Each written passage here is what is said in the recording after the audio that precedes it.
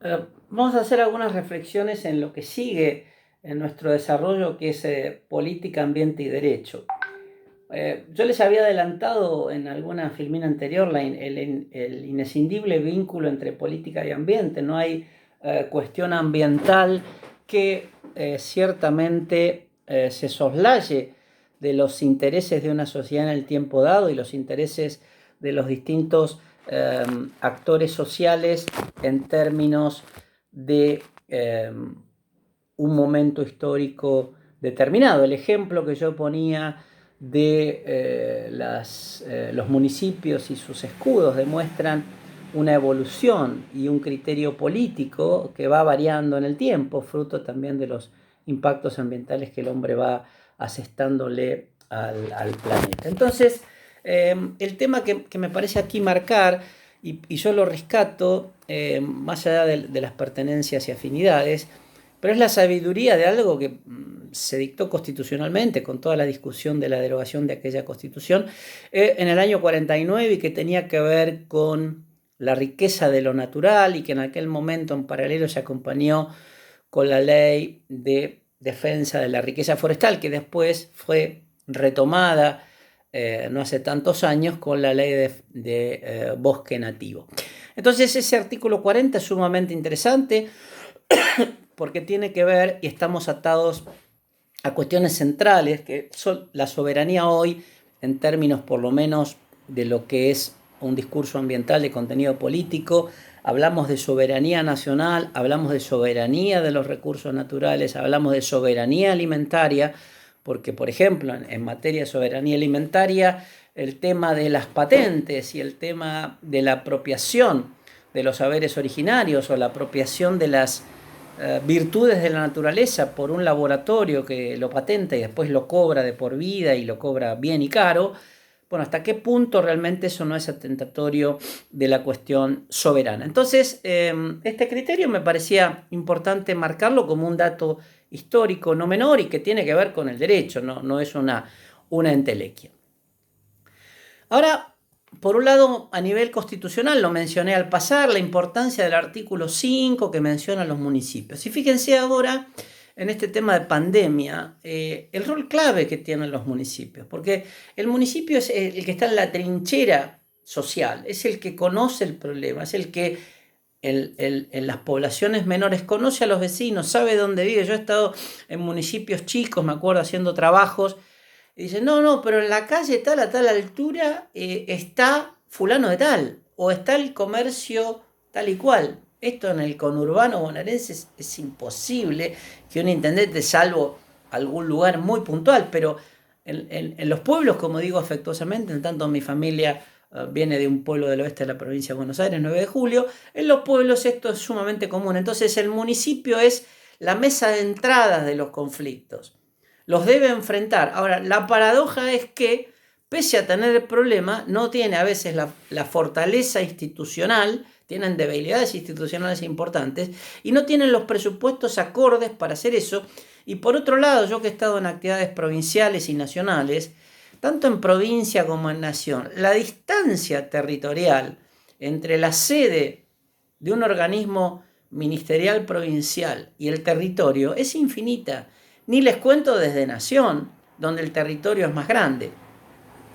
Entonces, esta cita es para revalorizar la importancia del municipio como el enorme gestor de las cuestiones y en donde lo ambiental es clave porque conocen los problemas del territorio, conocen lo que pasa en el límite de su partido o el ejido urbano, depende cómo sea el criterio de la territorialidad municipal.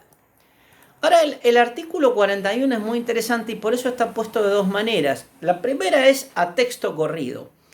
Y en realidad lo que nosotros nos tenemos que acostumbrar, porque aquí nos pasa es que cuando leemos así, y en derecho siempre leemos así, leemos sin leer, ¿no? Es decir, a ver, pero... y en materia ambiental, la clave, por eso lo de la letra chica y demás, es ¿por qué no desagregamos lo que está diciendo ese texto? Porque si ustedes leen esto y yo les hiciera algunas preguntas a manera de taller, me dirían unas pocas cosas y no las implicancias, porque cada una de estas gramáticas que tiene el artículo, que lo vamos a ver en la filmina siguiente, es como la parte de arriba de un iceberg. Cuando nosotros estamos diciendo que la nación dictará las normas de presupuestos mínimos ambientales y las provincias lo complementan, eso es el iceberg futuro que vamos a tener. Ahora, ¿cómo eso se hace? ¿Cómo se construyen las leyes? ¿Cómo es la técnica legislativa de construcción de una legislación de presupuestos mínimos ambientales? Eso es bastante más complejo. No es que una persona que sepa se sienta y escriba. Porque el gran drama de la construcción de la normativa ambiental es cuando no se hace con datos duros, con datos cuanti y cualitativos de los problemas, donde el universo no está ponderado, donde no se llama a los actores en tiempo real y se les pide simplemente manden sus comentarios sobre el proyecto. Eso realmente no sirve prácticamente de mucho, sino es la interacción. Bueno, a ver, y tiene que ver con una lógica de funcionamiento distinto de lo que es lo vertical a la que es la coordinación horizontal de las cosas. Entonces, cuando se trabaja una norma, sea una ley, una ordenanza, un decreto, se sientan los actores, se debate y lo último que se hace es escribe el texto. Yo recuerdo en algunos municipios tuve la suerte de decirle, no, miren, olvídense de los textos, no importa lo que esté escrito en el municipio de al lado. Vamos primero a delimitar los problemas en criollo. ¿Cómo los entendemos nosotros?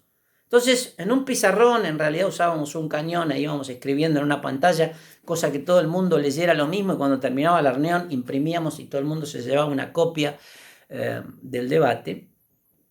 Era, bueno, anotemos los problemas, no importa en el orden. Acá el ejemplo del edificio, no importa que se dijera desordenadamente, porque lo que íbamos a hacer después era ordenar secuencialmente la tormenta de ideas de los actores sociales que tenían que ver con un problema. Entonces anotábamos todo en el pizarrón, por un lado, en una mitad, después que teníamos más o menos identificados los temas o los problemas, al costado decíamos, bueno, ¿en qué orden? ¿Cuál va a ser en realidad el sistema de tratamiento normativo? Después en cada punto decíamos, bueno, ¿qué perseguimos en esto? Y anotábamos así, al leal saber y entender, porque así se construyen las normas. La técnica depurada viene después. Y cuando teníamos el crudo de todo eso, lo pasábamos en limpio en metodología normativa. Y lo ordenábamos y además buscábamos no tener palabras complejas, porque la norma se aplica al ciudadano y si el ciudadano no la entiende, estamos en un problema. Entonces, fíjense la importancia de leer detenidamente, porque esto es lo que estamos haciendo cuando desagregamos el artículo de la Constitución. Las implicancias con la mirada de iceberg es, bueno, por ejemplo, estoy mirando ahora, preservación, eso es una mirada de iceberg, la parte de arriba. ¿Qué significa eso? Bueno, tener precaución, tener prevención, tener el cuidado, los mantenimientos necesarios y permanentes, corregirlo en la fuente para que no se traslade. Esto es lo mismo como la pandemia, es decir, hay que lavarse las manos para que no se traslade a la gente. Entonces, todas estas cuestiones que están enunciadas muy sencillamente y muy telegráficamente, tienen abajo realmente un contenido para poder plasmar ese deber ser o esa aspiración o ese principio, tiene la lógica de la secuencia edilicia y la mirada de iceberg. Esto sería mirado también desde una perspectiva, donde decimos los valores, los objetivos y los principios de las normas. Por supuesto que esto es opinable, pero es un ejercicio que nos demuestra que de un mismo texto hay mucho más de lo que a priori se supone. Si lo miramos desde el punto de vista del deber, acción o omisión, tenemos otra cuestión. Yo para tener información, ¿no? Yo tengo que tener acceso, tiene que estar bien difundida y tiene que ser participativa. Un ejemplo, por ejemplo, que sucedió, nosotros hicimos en su momento un planteo impugnatorio, pero por un problema temporal no se llegó y fue declarado abstracto, discutiendo las tarifas. Nosotros decíamos, perdón, para yo tener información de la voluntad del Ejecutivo en el gobierno anterior de aumento de las tarifas y por supuesto el interés de las prestatarias, que no era menor, le digo, me decían, bueno, pero el expediente está en la mesa de entradas de del Enargás. Entonces, había una fotocopia de 10 cuerpos. Muy bien, va un señor o una señora lega, no entiende absolutamente nada. Entonces, no es información decodificable, es una ficción informativa. Porque no había un sumario, no había una infografía, que es un diseño gráfico que explica las cosas. Entonces, hoy la información no es decir, está en la página web, porque eso en realidad es otra ficción. ¿Cuántos tienen computadoras en las casas, Wi-Fi o acceso a una página web o una aplicación en un celular, para lo cual tiene que tener una cierta tecnología? ¿Lo tiene todos los habitantes? No. Entonces no somos todos iguales ante la ley. La información está, pero no se accede, porque el método y la herramienta de accesibilidad yo la predefino para excluir a un montón, que después van a ser sujetos obligados a esta decisión que se está tomando. Entonces, en materia de información ambiental, porque la naturaleza es un bien colectivo y los ecosistemas también, y como pusimos en las imágenes, nos da techo, nos da agua, nos da calor, nos da alimentos, nos da nutrientes, todos tienen que tener acceso. ¿Y las poblaciones originarias les vamos a traducir? No, nosotros hablamos en español. Ah, qué bien. Qué curioso, porque cuando hacemos un contrato con el Fondo Monetario Internacional, lo hacemos en 2 idiomas. ¿Cómo es esto? Entonces, al Fondo Monetario le traducimos y a nuestros originarios no le traducimos nada. Que se embromen, que no entiendan, como pasó en la conquista del desierto. Escribían en español y el originario firmaba. Así le fue a los originarios. Digo esto porque en un tema de ranqueles me informé bastante de todo esto, ¿no? Entonces después nadie cumplía nada, no sabían que habían firmado, en definitiva. Quiere decir que la información en materia ambiental tiene que tener una gran didáctica, un nivel de explicitación y un nivel de síntesis importante para que sea entendible por el 100% de la población, y la accesibilidad. Otra ficción también en las audiencias públicas era no, porque esto usted la puede ver en videoconferencia. Ah, ¿y si se corta en mi lugar? ¿Se corta la luz? Ah, bueno, es un problema de corte. No, señor, es un problema de no accesibilidad en condiciones de igualdad, como sí pueden participar, porque los que están en el lugar de la audiencia. Entonces usted me está restringiendo la posibilidad con una tecnología que no es universal, que no es gratuita, que no es homogénea para todos. Entonces el principio de igualdad en materia de información pública es muy sensible. Y también, digamos, si lo miramos desde la lógica de los ciudadanos, también tenemos implicancias, por ejemplo, ¿no? Yo digo, deber de preservar el ambiente. Bueno, ahí tenemos acciones positivas, que es primero que hago yo en mi cotidianeidad, en mi privacidad, que ya ha dejado de serlo por esto de las redes, porque si algo hemos logrado vulnerar, se ha logrado vulnerar en el planeta, es la privacidad, porque la ofrecemos gratuitamente a las redes sociales, que después hacen un inteligente uso y abuso de todo eso, ¿no? Vean, simplemente nada es privado, como un paréntesis a esto.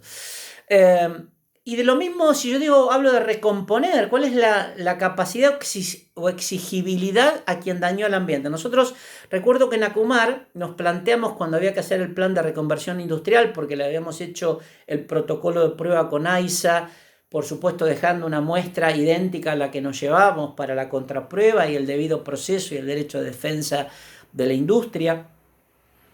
Nosotros decíamos, nos presentaban, entonces decían, bueno, nosotros vamos a resolver este tema, esto en mérito al fallo, por supuesto, Mendoza, vamos a hacerlo de tal manera. Entonces nosotros decíamos, primero le discutíamos el plazo, si la tecnología nos parecía la más adecuada, y después le decíamos, perfecto, ahora denos una póliza de seguro que estas obras usted la va a hacer, si no las hace nos vamos a entender con la compañía de seguros, porque usted puede insolventarse, puede no cumplir, y ¿por qué le vamos a estar llamando 40 veces a usted, que encima del problema ambiental lo tenemos que perseguir para que cumpla lo que voluntariamente y legalmente le corresponde, además en un fallo de condena?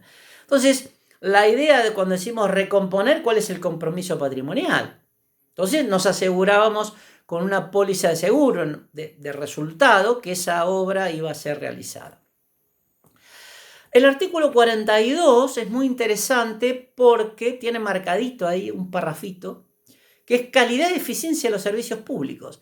Y en esta palabra calidad, cuando ustedes estudian los conceptos de calidad, que tiene que ver con buenas prácticas, que tiene que ver con producción limpia, que tiene que ver con sistemas certificados de calidad y que tiene que ver con las ISO 14000 o las ISO de la serie 50000, tiene que ver con la sustentabilidad de los servicios. Es decir, que no solamente tienen que ser buenos, regulares, todo esto que aprendimos en derecho administrativo, la regularidad de los servicios públicos y demás, sino que tiene que ser sustentable. Entonces, los servicios públicos, por ejemplo, muy incipientemente en Argentina, pero de transporte, de pasajeros, deberían incorporar rápidamente, hay algunas microexperiencias, pero los sistemas de a gas que son menos contaminantes, los sistemas de a través de los sistemas eléctricos o a través también de algún sistema de captura solar energética para que ese vehículo se transporte. Quiere decir que este es un artículo bastante poco explorado, pero sumamente importante porque introduce la variable ambiental como un caballo de Troya, en el mejor de los sentidos, en las estructuras de los servicios públicos. Y finalmente el artículo 43, que es el que nos garantiza la inmediatez, los derechos colectivos, la vía expedita de tipo procesal en todo este tema de cuestiones. Quiere decir que con estos paquetes más el 75, inciso 22 de los tratados y el 124 que pone en valor el federalismo real, que viene acompañado por una institucionalidad que refuerza la ley 25675 del Consejo Federal del Ambiente como persona de derecho público, donde están representadas todas las provincias, es un paquete no menor en orden a lo que es la política, lo que es el derecho y lo que es la Constitución.